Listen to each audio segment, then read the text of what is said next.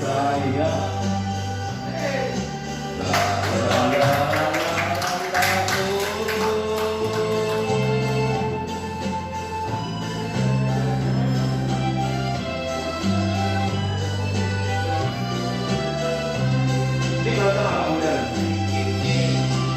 Digoyang dia, goyang bersama saya.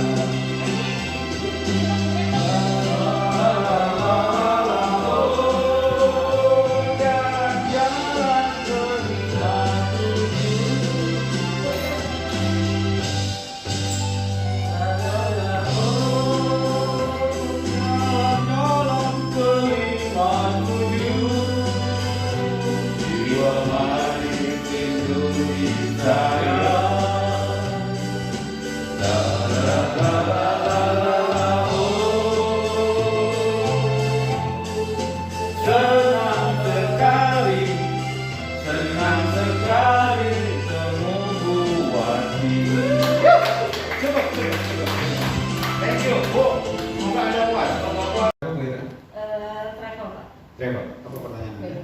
Terima kasih. Sebenarnya sudah ingin bertanya, tapi hanya ingin menyampaikan terima kasih Bapak ilmu hari ini. Jadi kalau saya lihat memang sama dengan yang sedang kita programkan. Good. Jadi satu di antara pengembangan SMKPK itu adalah digital marketing, social media. Betul. Marketing. Ya. Terus? Memang kami sudah punya kelompok di sekolah Ya. untuk membranding sekolah ini. Ya. Jadi secara rancangan editorialnya Ya. kami sudah sebenarnya sih secara hitam di atas putih. Ya. Kita sudah ada planning. Ya. Hari ini kita upload di sosial media mana, apakah web, apakah Instagram, atau besok kita di mana gitu. Jadi itu sudah ada rancangan editorialnya. Ya. Dan kami juga berusaha bekerja sama dengan siswa yang juga nantinya akan memproduksi. Bagus. Apakah itu video ataukah itu tulisan. Jadi ketika nanti dari orang-orang membuka Google SEO-nya SEO-nya itu langsung 57 di nomor 1. Betul. Nah, itu kan perlu ada trik dan usaha gitu ya Pak, supaya bagaimana ketika orang browsing di Google, betul, itu 57 lah nomor 1. Nah itu tadi kan Bapak katanya mau ngasih trik itu ya. Sebenarnya mau project work itu juga. Oh itu. Iya, jadi kita juga ingin banyak belajar untuk marketing di sosial media ini. Karena lagi pamer. Karena saya lihat Bapak ini melek banget IT dari tahun 2005 ya. Sementara mungkin waktu itu kita nggak ngerti apa itu vlog, apa itu sosial media ya. Tapi Bapak sudah bermain di situ gitu. Jadi ini pembelajaran yang saya dapat hari ini. Jadi memang selain kita promote sekolah, kita pun harus promote diri sendiri. Benar. Iya. Nah itu yang saya rasa saya masih kurang. Karena ada saya malunya gitu loh Pak. Kalau saya menulis, apakah tulisan ini bisa menjadi inspirasi untuk orang lain? Nah itu akhirnya jadi jelek, malah nggak nulis gitu kan. Lalu dipikirin. Nah itu dia. Jadi kata sekarang overthinking. Jadi itu ya mungkin Bapak bisa menangkap apa yang saya maksud. Jadi ya bagaimana kita di sekolah ini, bagaimana guru-gurunya bisa mempromot dirinya untuk bisa juga meningkatkan jadi promosi sekolah. Gitu Pak. Mungkin itu saja dari saya. Terima kasih. Bu Hera respon. Teman-teman, sorry nih, saya searching di Instagram SMK 57 Jakarta cuma ada 323 pos. Ntar dulu saya sampaikan bahwasanya kita harus punya sekolah PK pusat keunggulan. Kalau saya sangat tertarik dengan apa yang menjadi cara Pak Dedi mendisiplinkan siswa. Jujur saya trik ya, dalam arti kata gitu seperti itu Pak Dedi. Karena di pariwisata identik dengan kerapihan, keramah tamahan dan sopan santun. Dan saya tidak pungkiri itu, dengan kondisi HAM dan sebagainya. Bahkan kita pernah dipanggil ke Pak Sirait ya, itu terkadang menjadi suatu kendala pada saat kita akan mendisiplinkan anak. Ya. Pada kesempatan ini saya ingin Pak Dedi berbagi pengalaman kepada kami yang insya Allah mudah-mudahan bisa kami terapkan dalam rangka menjadikan benar-benar bahwasanya 57 menjadi sekolah yang merupakan pusat keunggulan. Oke. Iya, itu aja Pak Dedi. Terima kasih Pak Dedi. Ada yang anggota keluarga dekat ataupun jauh yang mondok di Gontor? Orang? Nggak ada. Nggak ada. Oke. Bu, apa kesamaan Kanisius sama Gontor? Salah satunya. Sama-sama keagamaan. Yang satu Kristen, yang satu Islam. Tapi yang sama dari dua lembaga pendidikan itu nyontek di ulangan harian dikeluarkan. Nyontek, Pak. Artinya apa? Di Kanisius, di Gontor bikin peraturan. Dan waktu bikin peraturan murid dilibatkan, orang tua dilibatkan, kemudian itu disosialisasikan, ditempel, ditandatangani. Ketika dia nyontek keluar, saya pikir itu bohong. Suatu ketika saya ada kegiatan dengan Romo Baskoro. Waktu itu Romo Baskoro jadi kepala SMA Kanisius di Menteng. Romo Baskoro itu saya kenal nggak pernah terlambat kalau meeting. Suatu ketika dia terlambat dan itu mengejutkan buat saya. Setelah rapat selesai di kantor wali kota Jakarta Pusat, saya bilang, mau empat mata sih sambil makan kudapan gitu. Maaf tumben banget kalau mau terlambat. Kenapa mau? Iya mas, aku dari Polda mas. Aku lagi berperkara nih mas. Kenapa? Ada anakku tak keluarin, merasa nggak nyontek, dia lapor polisi mas. Nah ini ada kaitannya dengan Pak Amir yang tadi dipanggil ke Komnas Perlindungan Anak. Saya sudah menghadapi itu. Ini memang praktek di negeri demokratis, di mana setiap orang boleh bikin organisasi, setiap orang boleh bersuara, setiap orang boleh bekerja sesuai dengan koridor hukum. Kalau Pak Amir atau teman-teman pernah membaca, namanya hukum acara. Jadi dia bikin LSM, Komnas Perlindungan Anak, hukum acaranya kalau terima pengaduan harus konfirmasi, Anda dipanggil. Tapi buat Anda sebagai guru, buat kita sebagai guru, panggilan dari Komnas itu sebuah tonjokan. Padahal buat dia itu biasa. Ada persepsi yang luar biasa beda Pak antara mereka dengan kita. Kalau mereka manggil orang yang diadukan itu biasa Pak. Karena kalau mereka nggak manggil salah. Hukum acaranya. Tapi begitu dipanggil Anda jelaskan. Kayak waktu itu Anda dipanggil selesai kan udah? Selesai. Udah. Cuma buat kita kan itu jadi efek takut. Ya, ntar dipanggil lagi. Enggak usah takut, Pak. Acaranya bikin peraturan bareng-bareng. Guru, murid, orang tua, mau apa nih? Itu Pak, sekolah terbaik di Indonesia di mana sih? Siapa sebutin deh sekolah terbaik di Indonesia? SMA 8? Bukan. Taruna Nusantara. Oh iya. Iya. Taruna Nusantara. Murid nyolong keluar. Murid berantem keluar. Nggak ada ampun. Dan itu sudah disadari oleh anak dan orang tua ketika masuk. Itu kuncinya Pak Amir. Jadi caranya, tahu nggak Pak? Saya di penerbangan Pak. Bagaimana saya menghentikan tawuran di penerbangan? Setelah saya 2 bulan amati penyakitnya di penerbangan itu, guru kalah sama murid Pak. Jadi murid nggak masuk, murid nggak remet, nilainya bagus. Akhirnya semua murid bilang, udah nggak usah belajar sama bapak itu, nongkrong aja kita di warung basis, nilai bagus dah. Saya tahu gitu Pak, rapat dinas kenaikan saya nggak mau terima job kemana-mana waktu itu, padahal saya masih laris. Tahun 2012 itu saya 100 lebih Pak setahun jadi pembicara. Tapi saya nggak mau terima job, tanggal itu saya blank.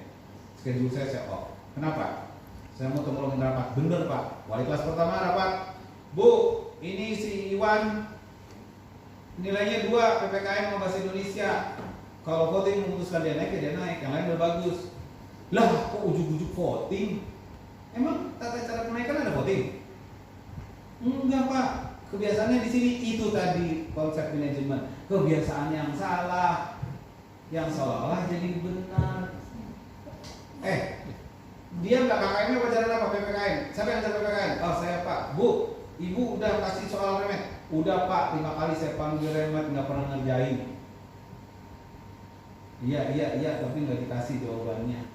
Sekarang Ibu mau bantu nggak manggil lagi untuk ngasih remet? Nggak mau Pak. Udah selesai, nggak KKN, nggak naik. Bahasa Indonesia mau dibicarakan. PPKN nggak naik. Oh, kok jadi anak saya 3 nggak naik? Nggak apa-apa. Berapa Pak yang naik? 52. 52 Pak Amir. 1 tahun itu. Tapi apa yang terjadi? Semester ke depan, wah Pak sekolah damai. Teduh, anak-anak nggak berani lagi Pak. Ih, jangan macam-macam lo sama guru itu. Gua nggak ulangan nggak pernah ikut. Pelajaran dia jarang datang. Nilai hancur. Udah. Bapak itu jangan takut kasih nilai jelek kalau memang anak itu nggak ngerjain apa-apa. Dipaksa juga udah nggak mau ngapain? Gimana Pak harga diri martabat kita? Kalau Bapak Ibu takut Komnas HAM, lah Pak saya udah panggil, makanya panggilannya bikin tulis bukti.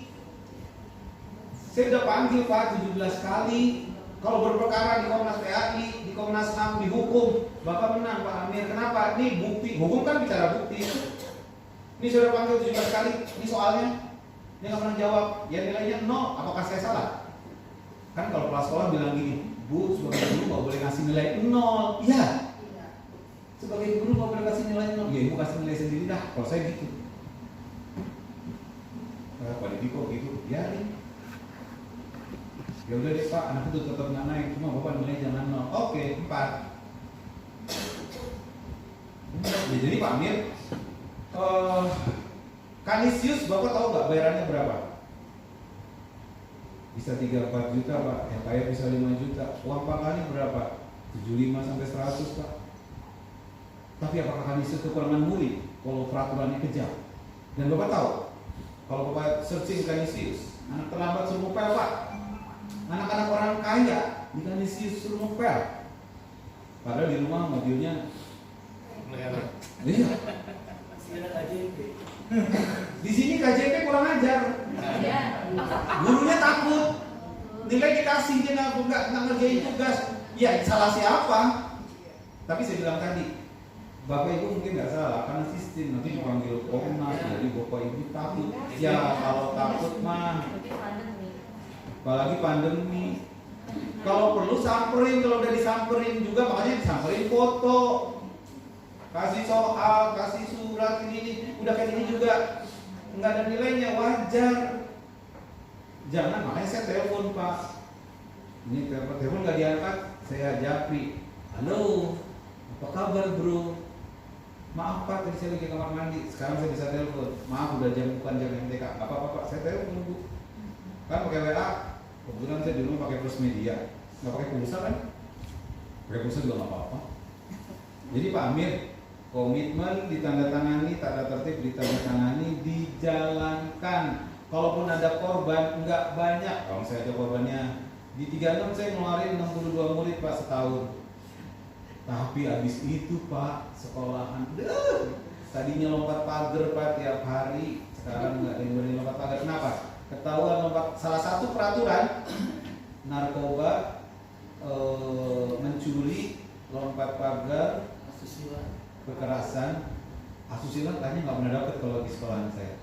Hampir jarang ada. Apakah di sini ada peristiwa asusila? Kalau ada faktanya, ada datanya, boleh bikin. Gitu asusila. Tapi maaf, jangan bikin peraturan yang tidak bisa Anda kerjakan. Ganti peraturannya. Saya pernah anak mencuri, katanya kalau di poin dapat 100 kan keluar. Mencuri nggak dikasih poin. Nah, ganti peraturannya Pak. Saya bilang. Jadi kalau bikin peraturan harus yang bisa dijalankan. Kalau nggak bisa dijalankan, ganti. Peraturan berganti, undang-undang dasar aja ganti. Jadi kecuali kitab suci. Kalau peraturan boleh diganti. Jadi gitu ya Pak Amir. Bagaimana menerapkan peraturan. Baik Bapak Ibu. Oh Bu Muti. Mana Bu Muti? Saya tadi datang terlambat karena kondisi badan lagi nggak enak. Tapi saya terima kasih tetap datang kalau badan Iya. Semoga ibu makannya enak nangkep. Gimana Bu Aurelia? Dari keseluruhan sih, kalau saya menangkapnya apa ya, menyenangkan ya Pak.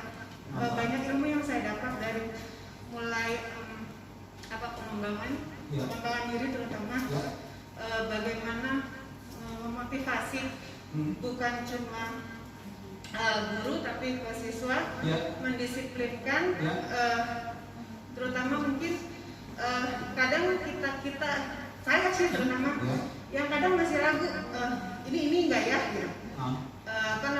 Bener nggak ya gitu. Salah nggak ya gitu. Tapi nanti kalau saya lakuin ini salah. Kalau saya sih secara keseluruhan seperti itu sih Pak. Jadi itu berkaitan dengan budaya kerja ya. Terus kalau sudah dengar dari saya seperti ini, apakah ibu akan masih ragu memutuskan melakukan sesuatu? Insya Allah enggak. Itu yang penting, karena kalau ragu kita nggak akan buat apa-apa. Thank you. Pak, mohon kesempatan. Ya. Semoga kesimpulan saya mengena. Apa Bu? Di awal terus terang saya mendengarkan Bapak paparan. Ya. Memang menarik Ya. cara Bapak mendekati kami sebagai audiens. Ya. Itu satu trik yang luar biasa. Alhamdulillah. Dan buat saya pribadi, Ya. mungkin kalau saya bicara juga kurang berani seperti Bapak untuk mendekati audiens. Oh. Terkesan dari paparan yang pertama Bapak tuh hanya untuk memperlihatkan bahwa kita diminta mengenali diri sendiri dulu. Ya. Kemudian dan mengenali orang lain, jadi orang yang kita anggap berjasa lah katakanlah, menjadi inspirasi bagi kita, sehingga dan kita diminta kalau bisa, kalaupun kita belum bisa menulis tentang diri sendiri karena mungkin budaya malu untuk saya, tapi coba tuliskan tentang seseorang yang kita merasa orang itu berjasa dan kita terinspirasi. Dari situ orang tersebut akan dikenal dan mau tidak mau secara nggak sadar si penulis pun akan terkenal. Betul. Itu. Terus? Padahal awalnya kita hanya menulis tentang orang lain, tapi ternyata nama kita justru yang terkenal. Nah, setelah masuk pada materi, memang semuanya ada di profil pelajar Pancasila ya Pak ya. Dan sebetulnya kata-kata dalam profil pelajar Pancasila itu sederhana-sederhana kalau kita lihat per satu katanya. Yang di dalam pendidikan dari era dulu, mungkin di ruangan ini saya termasuk yang sudah angkatan angkatan senior, karena alhamdulillah menjadi guru saya sudah 31 tahun. Di situ saya memang sebetulnya profil pelajar Pancasila itu kata-kata yang sederhana yang dari dulu saya sudah kenal, yang dari dulu saya sudah ditanamkan oleh guru saya. Dan mudah-mudahan dengan paparan Bapak saya bisa lebih berani karena ada contoh dari Bapak. Itu Pak, terima kasih. Betul. Mantap Ibu. Terima kasih Bu.